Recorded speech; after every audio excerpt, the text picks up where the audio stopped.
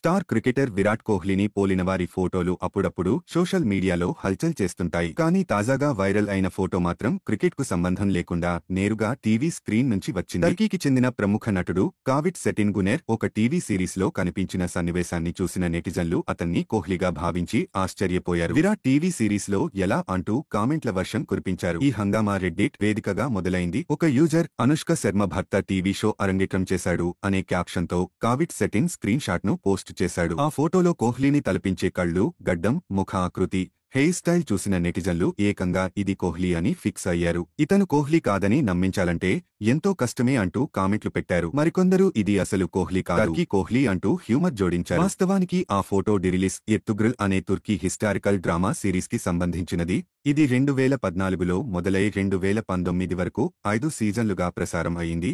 ఈ సిరీస్ ప్రపంచవ్యాప్తంగా ఉన్న ఇస్లామిక్ ప్రేక్షకుల్లో విపరీతంగా హిట్ అయింది. కావిట్ సెటిన్ ఇందులో ఒక కీలక పాత్ర పోషించారు. ఇప్పుడు ఆయనని విరాట్ కోహ్లీతో పోల్చడంలో క్రికెట్ వరల్డ్ లో వైరల్ అయ్యాడు. ఇదివరకు కూడా కోహ్లీ లుక్స్ ను పోలిన వారిని స్టేడియాల్లో, రోడ్లపై చూసిన సంగతి తెలిసిందే. కానీ ఈసారి మాత్రం టీవీ స్క్రీన్ మీద కనిపించడంతో ఆసక్తికర చర్చ సాగింది.